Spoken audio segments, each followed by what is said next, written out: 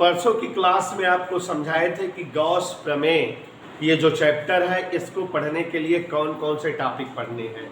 सबसे पहले यही बताया था कि हमें गॉस प्रमेय पढ़नी है और गॉस प्रमेय कैसे, कथन इसका क्या है, क्या कहती है और गॉस प्रमेय डिराइव कैसे होती है, गॉस प्रमेय का दैनिक जीवन में उपयोग क्या है, यही चीज़ें हमें पढ़नी है। गॉस प्रमेय को समझाने से पहले आपको जैसा कि बताए थे कि गॉस प्रमेय को आप तभी समझ सकते हो जबकि आपको तीन चीज़ों की जानकारी हो। आपको पता रहे क्षेत्रफल सदिश क्या है, क्षेत्रफल सदिश की जानकारी जरूरी है, तभी आप गॉस प्रमेय को बता सकते हो। और दूसरी है घनकोण क्या है, घनकोण या सॉलिड एंगल। और तीसरा जो महत्वपूर्ण टॉपिक है वो है वैद्युत फ्लक्स। जब तक आप इन तीनों स्टेप के बारे में नहीं जानोगे तब तक आप गॉस प्रमेय नहीं समझ सकते, ना समझा सकते हो। और वैसे ही इन तीनों टॉपिक के बारे में मैंने 2 दिन विधिवत समझाया है, जैसे कि सुषमा जी एक्सप्लेन किया है क्षेत्रफल सदिश। कल अभी इसके बारे में वेक्टर स्टैंडर्ड से बताए थे कि बच्चों क्षेत्रफल वास्तव में एक अदिश राशि होती है। क्षेत्रफल को निरूपित या व्यक्त करने के लिए केवल परिमाण की आवश्यकता होती है, दिशा की आवश्यकता नहीं होती। और जिन राशियों को पूर्णतया व्यक्त करने के लिए केवल परिमाण की आवश्यकता होती है वे राशियां अदिश राशियां कहलाती हैं। तो ये हमारा क्षेत्रफल वास्तव में अदिश राशि है, लेकिन वैद्युतिकी भौतिकी में और चुंबकीय भौतिकी में, कहने का तात्पर्य है विद्युतिकी फिजिक्स और चुंबकीय फिजिक्स, ये जब दोनों फिजिक्स पढ़ते हो तो इन दोनों फिजिक्स में अगर कोई आवेश गति करता रहता है तो आवेश के गति के कारण चारों तरफ विद्युत क्षेत्र भी बनता है और चारों तरफ चुंबकीय क्षेत्र भी बनता है। और बच्चों ये जो विद्युत क्षेत्र है या जो ये चुंबकीय क्षेत्र है, इस जो है क्षेत्र का क्षेत्रफल दिशा युक्त राशि होती है, क्योंकि चुंबकीय क्षेत्र में भी दिशा होती है जस्ट तल के लंबवत, वैद्युत क्षेत्र में भी दिशा होती है तल के लंबवत। तो बच्चों वैद्युत क्षेत्र या चुंबकीय क्षेत्र के क्षेत्रफल दिशा युक्त राशि हुई और इसलिए इन्हें क्षेत्रफल सदिश कहा जाता है। और हमने एक्सप्लेन किया कि वैद्युत क्षेत्र या चुंबकीय क्षेत्र के क्षेत्रफलों को या के क्षेत्रफल जो है वेक्टर ए या ए एन कैप, वेक्टर डीए या डीए एन कैप से प्रकट होते हैं या से निरूपित किए जाते हैं। तो क्षेत्रफल सदिश इतना ही है। माने चुंबक के बारे में जब पढ़ रहे हो या चुंबक वाली फिजिक्स पढ़ रहे हो, चुंबक से रिलेटेड फिजिक्स या विद्युत से रिलेटेड फिजिक्स पढ़ रहे हो, तो पृष्ठों के क्षेत्रफल सदिश मानकर पढ़े जाते हैं और उन्हें ही हम क्षेत्रफल सदिश कहते हैं। ए एन कैप या vector A, d A n cap या वेक्टर डीए से इनका प्रकटीकरण कहते हैं। सुंदरम एक बात समझाते जा रहे हैं, ध्यान से सुन लो बेटा। घनकोण, सॉलिड एंगल, तीन ही चीजें इसके बारे में पढ़ाए हैं कि घनकोण, सॉलिड एंगल या क्यूबिक एंगल। पहली बात है कि यह एक पूरक राशि है, इसे ओमेगा से व्यक्त करते हैं, इसका मात्रक स्टेरेडियन होता है। परिभाषा बताए हैं, किसी गोले के किसी पृष्ठ द्वारा केंद्र पर बना कोण घनकोण कहलाता है। फोटो बना के भी दिखाए हैं। अगर एक क्षेत्रफल वाले गोली पृष्ठ जिसकी त्रिज्या r, केंद्र O हो, का एक अल्प भाग यमन केंद्र O पर अगर जो है घनकोण d ओमेगा बना रहा हो, तो घनकोण का सूत्र बताए थे d ओमेगा बराबर dA cos थीटा बटे, मान लोगे कि नहीं? उसके बाद शेखर डान डी ओमेगा बराबर डी ए cos थीटा बटे आर स्क्वायर को परिमाण के रूप में, कैलकुलेशन के रूप में d A upon r square समझा जाता है। और आपको समझाए थे कि अगर डी ए का मान माने इस यमन का मान आर स्क्वायर रख दो तो r² कट के एक स्टेरेडियन आ जाता है। तो एक स्टेरेडियन की सुहाना बेटा परिभाषा बन जाती है, किसी गोले की त्रिज्या के वर्ग के समान क्षेत्रफल वाले पृष्ठ द्वारा केंद्र पर बना कोण मुस्की जी एक स्टेरेडियन कहलाता है। ओके, तो एक स्टेरेडियन की परिभाषा थी। एक और लाइन बताए थे कि याद रखना इसके बारे में, क्या थी उसमें, संपूर्ण गोलीय पृष्ठ द्वारा गोले के केंद्र पर 4 पाई स्टेरेडियन का कोण बनता है। इधर टोके कैटो हाथ, ठीक। तो इस तरह से बेटा ये इतनी बातें आपको समझ में आनी चाहिए और जानकारी रहे। इधर टोके पक्का पक्का समझ आया। अब बच्चों तीसरा और महत्वपूर्ण टॉपिक जो गॉस प्रमेय के बारे में जानना है वह है वैद्युत फ्लक्स। वास्तव में वैद्युत फ्लक्स को ज्ञात करने के लिए ही वैज्ञानिक गॉस ने एक प्रमेय इजाद की, एक थ्योरम इजाद की, आविष्कार किया, जिसे जो है सुहाना ने गॉस प्रमेय कह दिया। ठीक है ना। तो वैज्ञानिक गॉस ने वैद्युत फ्लक्स को बतलाने के लिए जो प्रमेय बताई उसे ही हम गॉस प्रमेय कहते हैं। तो वैद्युत फ्लक्स क्या है समझाए हैं कि कोई अगर वैद्युत क्षेत्र हो, कल की क्लास में ही समझाए थे, वीडियो देख लिया करिए तो समझ में आ जाएगा। तो कहीं अगर कोई वैद्युत क्षेत्र हो, वैद्युत क्षेत्र का मतलब अगर हम एक आवेश कहीं रख दें, कोई एक आवेश, तो ये अपना इलाका चारों तरफ बना लेगा, माने इसका चारों तरफ काफी दूरी तक प्रभाव बन जाएगा। और किसी आवेश के चारों ओर जितनी दूरी तक इसका प्रभाव बना रहेगा वही क्या होगा, वैद्युत क्षेत्र। और इस वैद्युत क्षेत्र को जो रेखाएं प्रकट करेंगी उन्हें क्या कहते हैं, वैद्युत बल रेखा।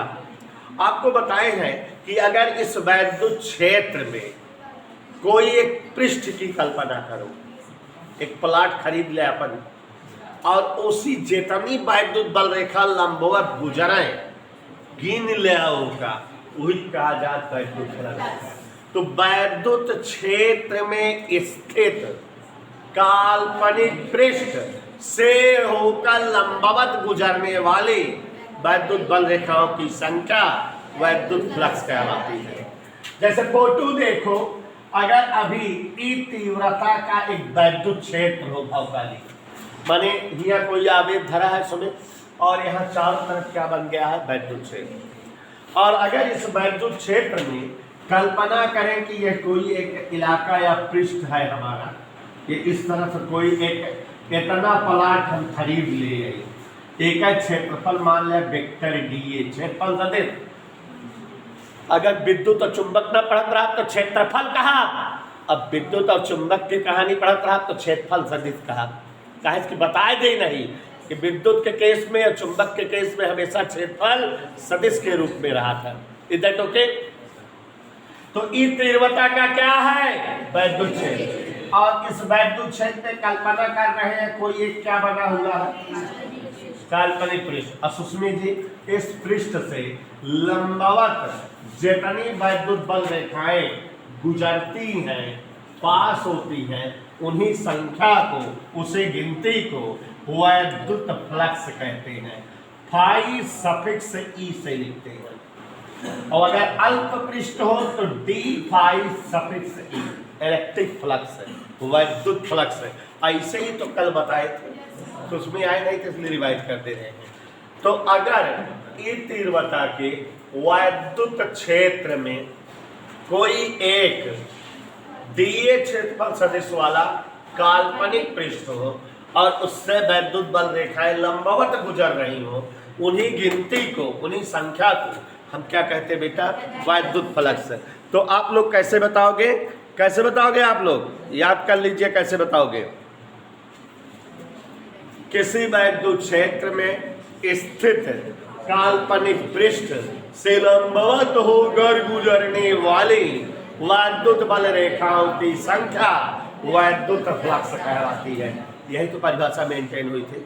फाई या डी फाई से व्यक्त करते हैं। और कैलकुलेशन में इसका एक मान बताए थे कि डी फाई बराबर वैद्युत फ्लक्स बराबर वैद्युत क्षेत्र की तीव्रता वेक्टर ई, क्षेत्रफल सदिश वेक्टर डीए का डॉट गुणा, इसकी वैल्यू आ गई थी, याद करो, थीटा। तो यहां ये फार्मूला बन गया था, याद अगर आ जाना चाहिए आपको। वैद्युत क्षेत्र की तीव्रता तथा क्षेत्र में स्थित क्षेत्रफल सदिश का अदिश गुणा वैद्युत फ्लक्स कहलाता है। जब कभी वैद्युत फ्लक्स की परिभाषा देनी होगी तो चाहे ये वाली परिभाषा दो चाहे ये वाली, लेकिन जब कभी गणना में निकालना रहेगा वैद्युत फ्लक्स तो यही निकालेंगे। तो वैद्युत फ्लक्स क्या है, डी फाई बराबर vector E dot vector D A. वैद्युत क्षेत्र की तीव्रता, ये मतलब पढ़ा चुके हैं वैद्युत क्षेत्र तीव्रता, वेक्टर डी ए मतलब क्षेत्रफल सदिश, दोनों का अदिश गुणा क्या कहलाता है, वैद्युत फ्लक्स। तो इधर क्लियर समझ में आया। तो किसी वैद्युत क्षेत्र की तीव्रता वेक्टर ई और क्षेत्र में स्थित क्षेत्रफल सदिश वेक्टर डीए का अदिश गुणनफल वैद्युत फ्लक्स कहलाता है। या यहां से बता देगा, वैद्युत क्षेत्र में स्थित काल्पनिक पृष्ठ से लंबवत गुजरने वाली वैद्युत बल रेखाओं की संख्या वैद्युत फ्लक्स कहलाती है। It's okay. अब बच्चों ये जो वैद्युत फ्लक्स है, माने ये चीज या ये चीज को जानने के लिए, ज्ञात करने के लिए वैज्ञानिक गाउस ने एक प्रमेय दिया है जिसे हम गाउस प्रमेय कहते हैं। और आप सभी को बताना चाहेंगे, ऑलरेडी बताए हुए हैं कि 5 नंबर का गाउस प्रमेय से रिलेटेड टॉपिक आता है। कभी कभी केवल 2 नंबर का आता है कि गाउस प्रमेय क्या है, तो मतलब यहाँ डेरिवेशन नहीं करना है, केवल गाउस प्रमेय की परिभाषा बता देनी है।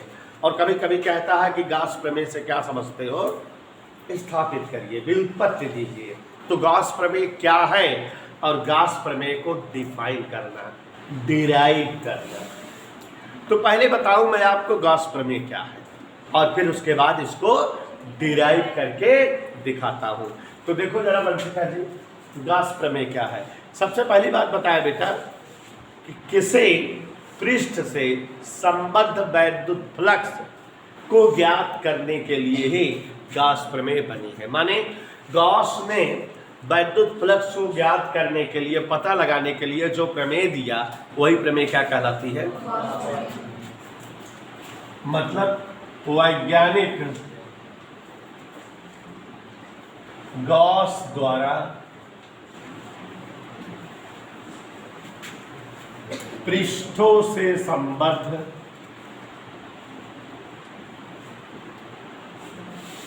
वैद्युत फ्लक्स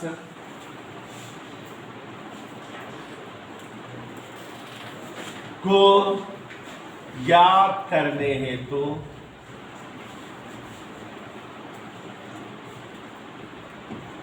दी गई प्रमेय।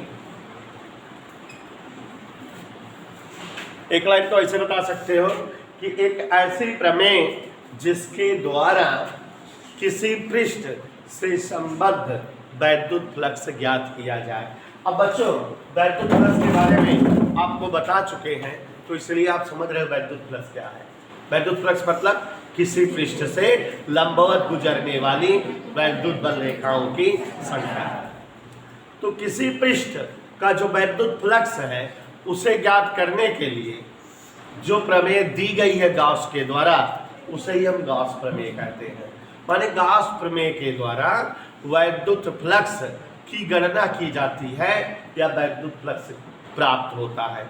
अब ये गाउस प्रमेय क्या है, जैसे आप लोग तमाम छोटे छोटे कक्षाओं में प्रमेय पढ़ते हो, आपको जैसे नियम बता दिए कि 2 और 2 4 होते हैं, तो ये एक प्रमेय है, एक नियम है। आप गणित में इसको पढ़ते हो, जानते हो। जैसे आपको किसी वैज्ञानिक ने बता दिया है, गणितज्ञ ने, कि समकोण त्रिभुज में कर्ण पर बना वर्ग शेष दोनों भुजाओं पर बने वर्गों के योग के बराबर होता है, तो आप पाइथागोरस प्रमेय इसको कहते हो। तो ऐसे ही किसी ने बता दिया कि पृथ्वी सूर्य के चारों ओर चक्कर लगाती है, तो ये भी एक प्रमेय या नियम है। तो ये जो तमाम चीज़ें आप जो है नियम या प्रमेय के रूप में जानते हो, वैज्ञानिक लोग जो है बाकायदा उसको प्रूफ करके दिखाते हैं, स्थापित करके दिखाते हैं। तो वैद्युत फ्लक्स को ज्ञात करने के लिए गाउस द्वारा जो प्रमेय दी गई है वही गाउस प्रमेय है। और क्या है अच्छे से सुन लीजिए कि ऐसा सुनिए कि तुरंत याद हो जाए, क्योंकि 2 नंबर तुरंत पा जाओगे आप। कभी अगर कह दिया गॉस प्रमेय का कथन क्या है तो 2 नंबर का आएगा। आज अभी से रटा दे रहा हूं 2 नंबर, याद रखिएगा, तुरंत समझ में आ जाएगा। देखिए, अगर हम यहां कोई एक आवेश रख दिए, समझ लीजिए, प्रमेय आप बनाइएगा। इस आवेश के कारण चारों तरफ क्या बन जाएगा, एक जो है वैद्युत क्षेत्र या जो है इसका इलाका बन जाएगा इस आवेश का, ठीक है। और ये जो क्षेत्र बन गया, जो इलाका बन गया, ठीक है, इसमें अगर कोई एक पृष्ठ रख दे तो उससे क्या गुजरेंगे, वैद्युत बल रेखाएं। उन्हें काउंट करेंगे तो क्या पता लगेगा, वैद्युत बल।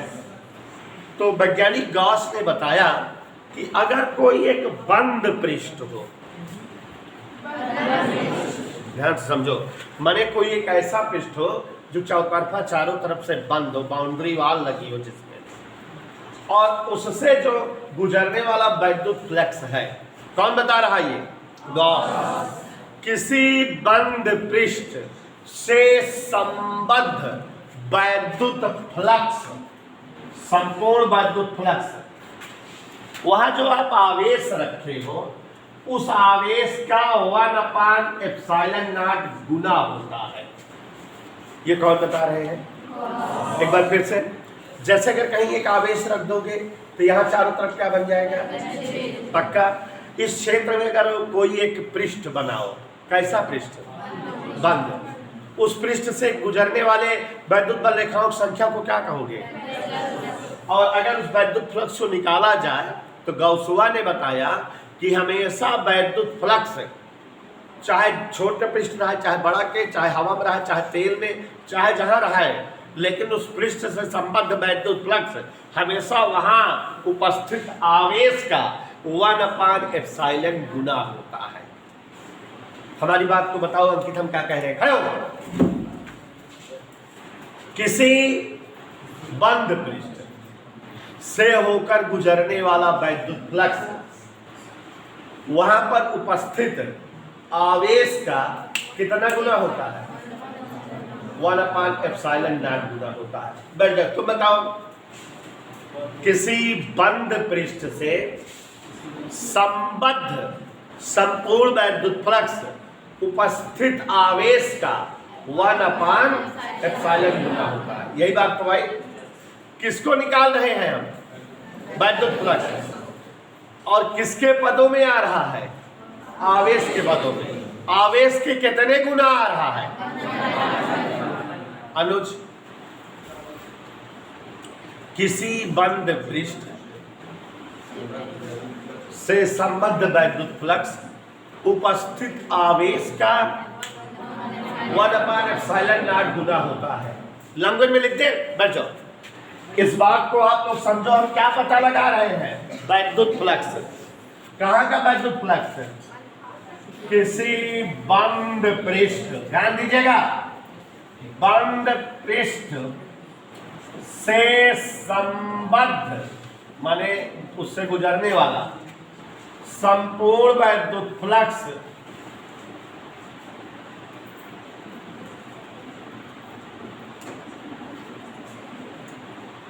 उपस्थित नेट आवेश, माने कुल आवेश, परिणामी आवेश, चाहे जब समझो, नेट आवेश का 1/ε0 गुना होता है। लैंग्वेज में लिखेगा तो कुल वैद्युत फ्लक्स फाई सफिक्स ई हमेशा 1/ε0 क्यों, यह हो इतना। समझ आया, एक बार फिर से सुनो। वैज्ञानिक गॉस ने पृष्ठों से होकर गुजरने वाले वैद्युत फ्लक्स को ज्ञात करने के लिए एक प्रमेय बनाई, जिसे गॉस प्रमेय कहा जाता है। गॉस प्रमेय के द्वारा हम पृष्ठों से संबंधित वैद्युत फ्लक्स का मान ज्ञात करते हैं।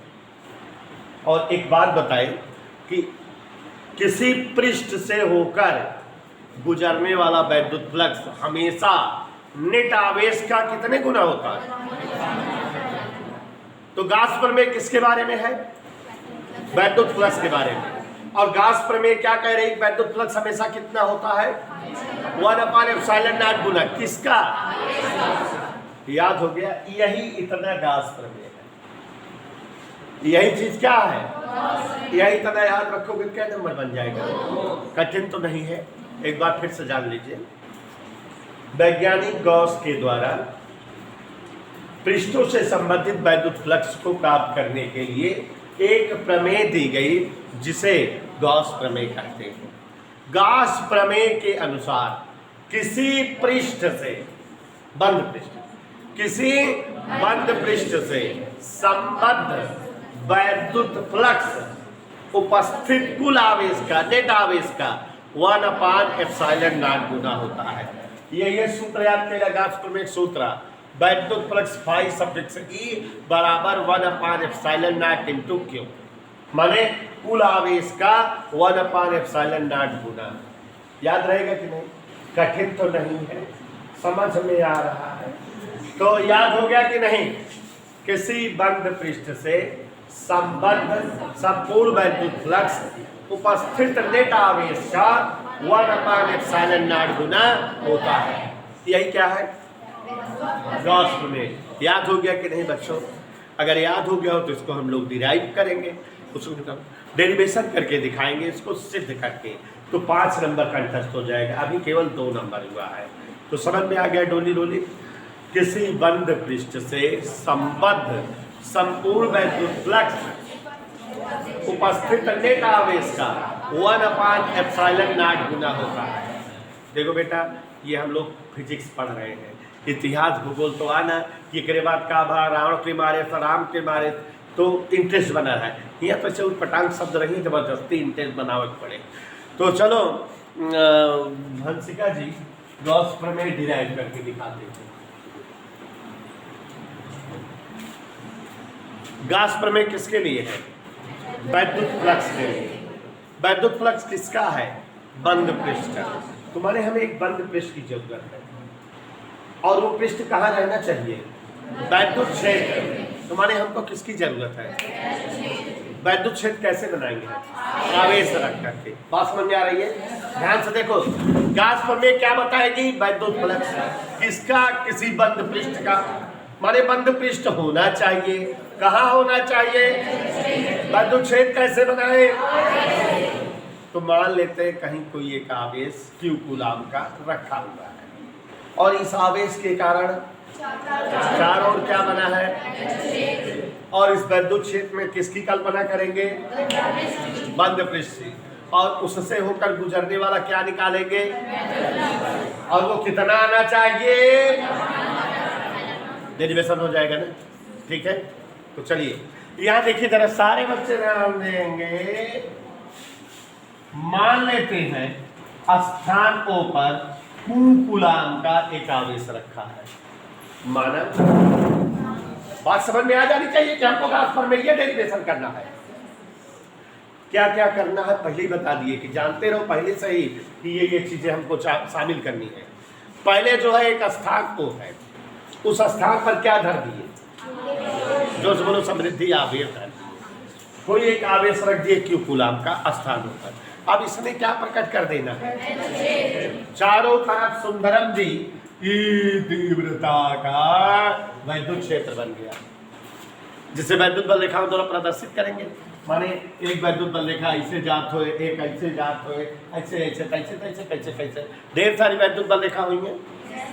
और इसी चूंकि आवेश अगर जो है जैसे यहाँ पर रखा है, तो एक वैद्युत बल रेखा इधर, एक वैद्युत बल रेखा इधर, एक वैद्युत बल रेखा इधर, एक वैद्युत बल रेखा इधर, ऐसे चारों तरफ वैद्युत क्षेत्र बनाए हुए कि नहीं। तो इस चारों तरफ के क्षेत्र में कौनो एक जौन है R त्रिज्या वाला बंद पृष्ठ, माने चौतरफा बंद, माने गोलीय ले ले। तो मान लेते हैं कि इस वैद्युत क्षेत्र में कोई एक क्या है, देख के बताओ, बंद पृष्ठ, और इसकी त्रिज्या कितनी है और क्षेत्रफल कितना मान लिए? A। कोई दिक्कत? मान लिए कि इस जो है ध्यान दीजिएगा, इस वैद्युत क्षेत्र ई तीव्रता वाले वैद्युत क्षेत्र में एक आर त्रिज्या वाला ए क्षेत्रफल वाला काल्पनिक पृष्ठ है। समझ है कि नहीं? ये क्या है? बंद पृष्ठ है। कितनी त्रिज्या का? ओ केंद्र दिखाई दे रहा, गोली पृष्ठ है, और इस पृष्ठ का क्षेत्रफल कितना मान लिए? मजा आई? मान लेते हैं कि इस पृष्ठ का एक अल्प भाग यमयन है, कह दो हाँ सर, और ये ओ पर क्या बना रहा होगा? घन कोण। इतना समझ में आता है? घन कोण बना रहा होगा, जैसा कि घन कोण पढ़ाए हुए हैं। ये घन कोण बना रहा है बेटा, कहां पर? केंद्र ओ पर घन कोण बना रहा है। घन कोण कितना बना रहा है? D omega. और इस यमयन भाग का क्षेत्रफल कितना मान दिए बेटा? D A. और ये क्या है? वैद्युत बल रेखाएं ऐसे इस पृष्ठ से गुजर रही है। ऐसे वैद्युत बल रेखाएं गुजर रही है कि नहीं? चित्र समझ में आया?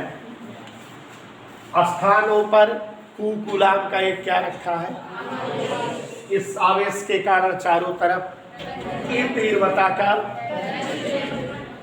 और इस वैद्युत क्षेत्र में मान लेते हैं आर त्रिज्या का एक बंद गोली पृष्ठ है, जिसका एक भाग यमयन केंद्र पर घनकोण क्या बना रहा है, और इस यमयन का क्षेत्रफल, और यमयन से होकर क्या गुजर रही है?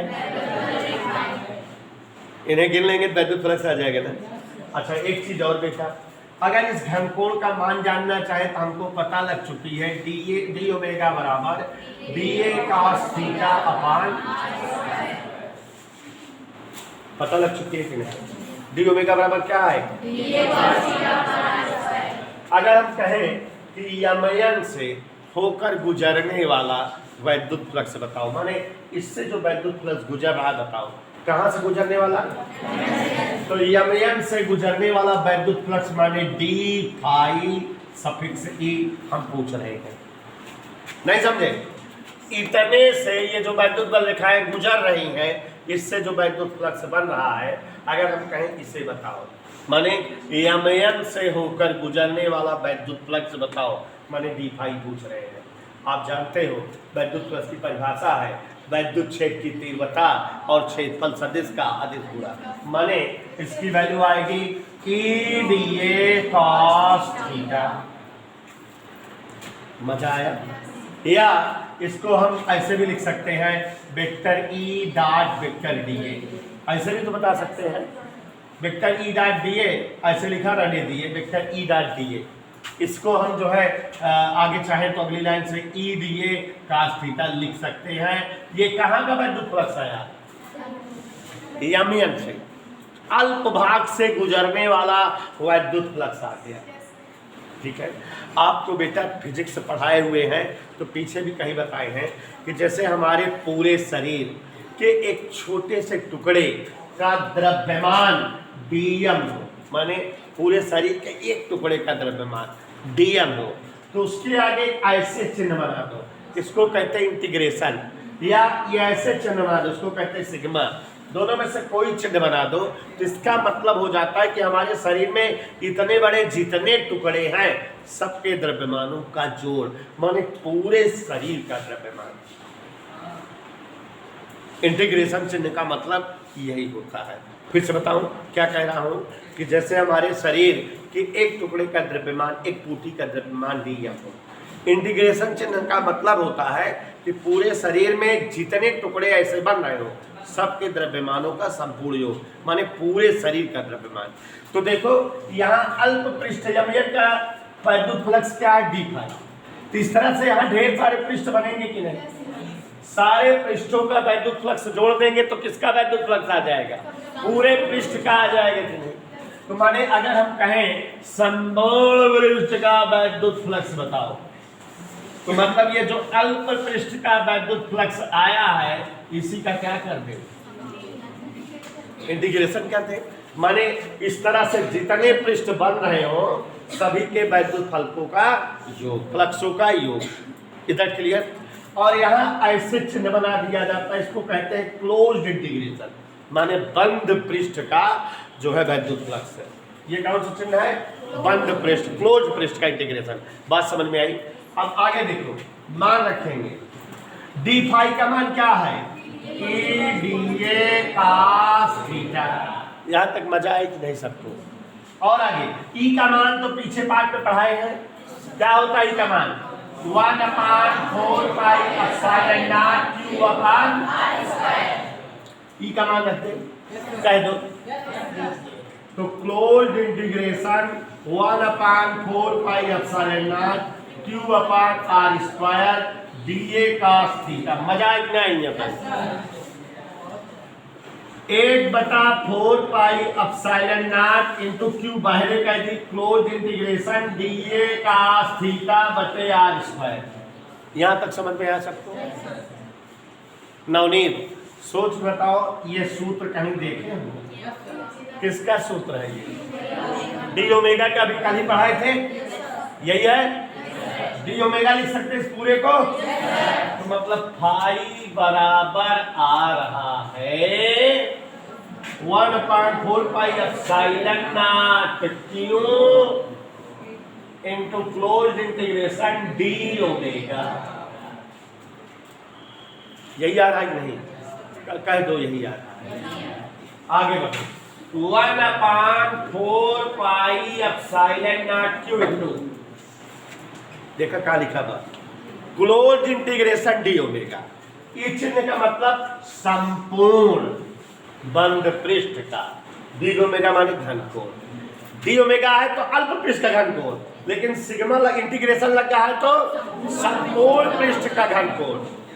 और संपूर्ण पृष्ठ के घनकोण कितना होता है? 4 पाई होता है। माने इतने की वैल्यू क्या हो गई? 4 से 4 पाई कटा बचा 1/4 के का वैल्यू आए। यह तरह पर में यह बहुत कठिन तदाय है, डेरिवेशन हो के बाद एक दाय और बता दी तो फिर बढ़िया सुंदर मुंदर सजा के। इधर देखो, सुंदरम वैज्ञानिक गॉस ने किसी बंद पृष्ठ से होकर गुजरने वाले वैद्युत फ्लक्स को ज्ञात करने के लिए एक प्रमेय प्रस्तुत की, जिसे हम लोग गॉस प्रमेय कहते हैं। गॉस प्रमेय के द्वारा बंद पृष्ठ से संबद्ध वैद्युत फ्लक्स का मान ज्ञात किया जाता है। माना स्थान O पर एक बिंदु आवेश Q स्थित है। इस आवेश के कारण वेक्टर ई तीव्रता का वैद्युत क्षेत्र बना हुआ है। मान ले इस क्षेत्र में एक काल्पनिक पृष्ठ R त्रिज्या का एक क्षेत्रफल वाला है। कितना समझ में? इस पृष्ठ से होकर वैद्युत बल रेखाएं गुजर रही हैं, माने इस पृष्ठ से संबंधित वैद्युत फ्लक्स ज्ञात करना है। ये बंद पृष्ठ है। मान लीजिए इस पृष्ठ का एक अल्प भाग क्या है और वो केंद्र पर क्या बना रहा है और इससे वैद्युत बल रेखाएं गुजर रही हैं। यहाँ जो वैद्युत फ्लक्स इस यमियन का होगा वो डी फाई होगा कि नहीं? मजा आई? अब इस घनकोण का मान क्या होता है? अगर इस पृष्ठ से गुजरने वाला वैद्युत फ्लक्स जानना चाहें तो डी फाई लिखेंगे। वैद्युत फ्लक्स का सूत्र क्या है? Vector E dot d A, माने E d A cos theta हो गया।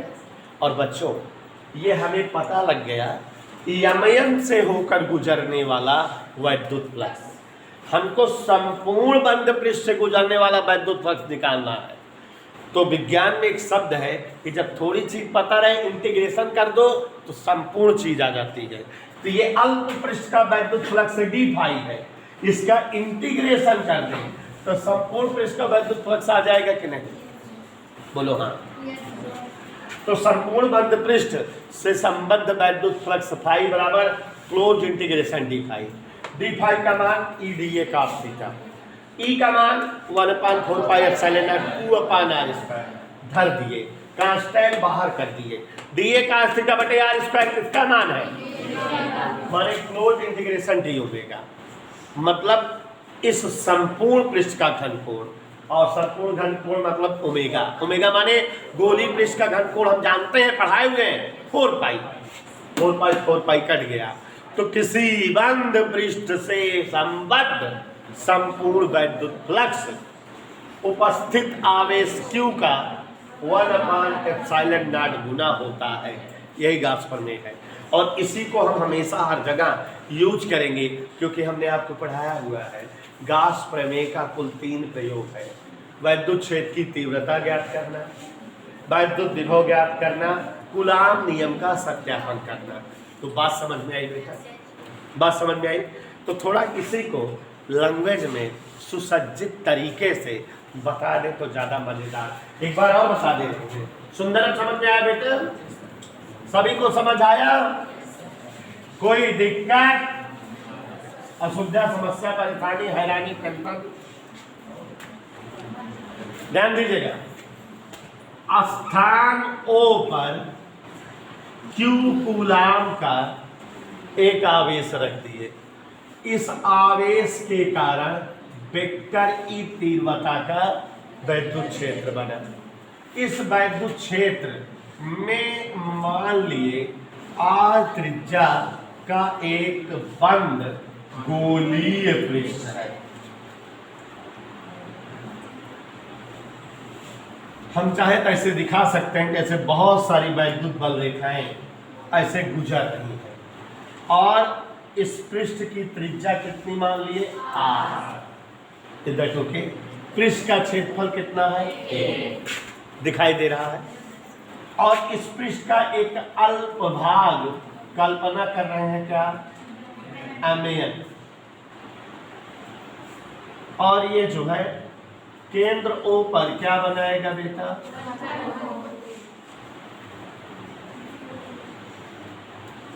घनकोण।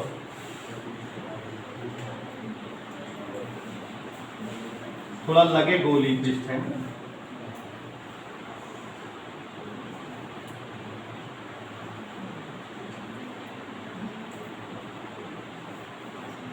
ये इसका क्षेत्रफल क्या है?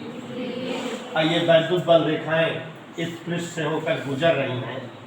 ये वैद्युत बल रेखाएं हैं और यही जो है वैद्युत फ्लक्स बना रही हैं d∅e और ये R है।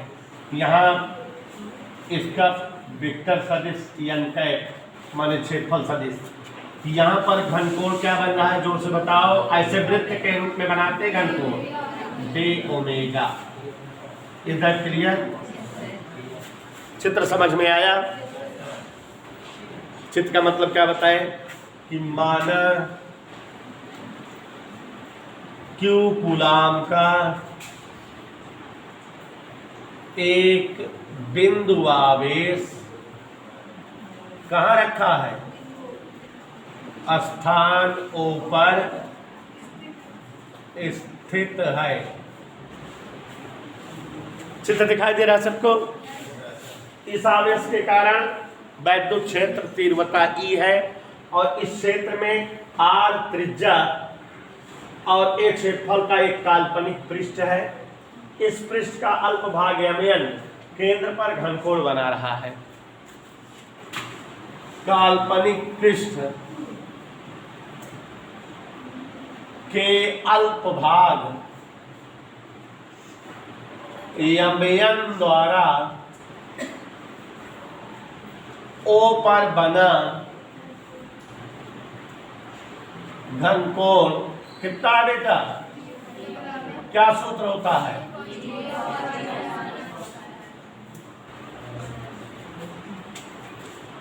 इस MN से गुजरने वाला पहले क्या निकाले? अल्प पृष्ठ MN से होकर गुजरने वाला वैद्युत फ्लक्स, लैंग्वेज में देखो d∅e। कोई दिक्कत? सूत्र क्या होता है? वेक्टर E डॉट वेक्टर, ये हो गया d∅e बराबर EDA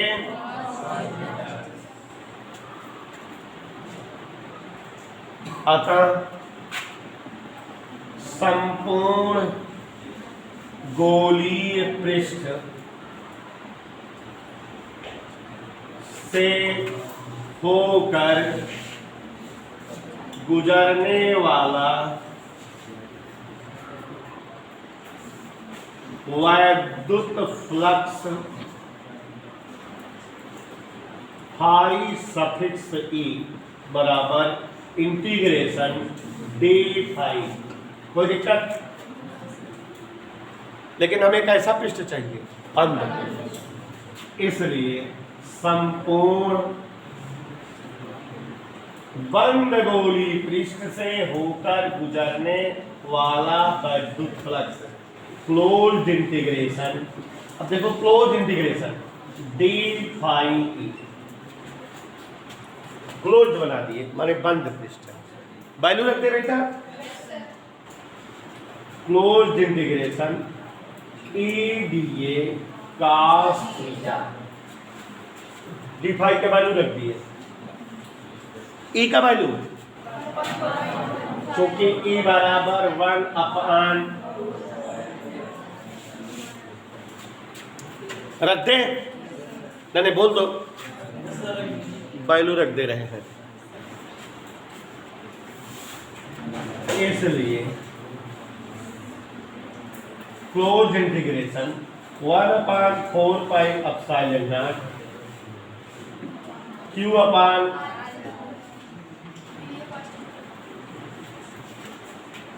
मजा आया? मैंने बताते रहो बराबर।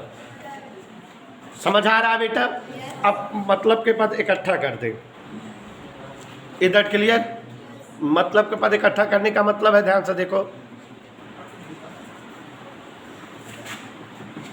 फाई सफिक्स ई बराबर 1/4 पाई एप्सिलॉन नॉट Q बाहर कर दिए, close integration DA cos theta upon r इसका लिखा है 1/4 पाई एप्सिलॉन नॉट और Q बाहर कर दिए। और आगे से देखो 1/4 pi epsilon naught Q DA का थीटा बटे आर स्क्वायर का मतलब T omega 1/4 pi epsilon naught Q into D omega माने एक है, यहाँ पर एक का समाकलन ओमेगा या संपूर्ण घनकोण। फिर अगली लाइन से संपूर्ण घनकोण गोली पृष्ठ का क्या होता है 4 पाई, 4 पाई से 4 पाई कट गया और हमारा संपूर्ण वैद्युत फ्लक्स 1/एप्सिलॉन नॉट इनटू क्या आ गया, तो किसी बंद पृष्ठ से होकर गुजरने वाला संपूर्ण वैद्युत फ्लक्स कितना पता लग गया बेटा? इधर क्लियर?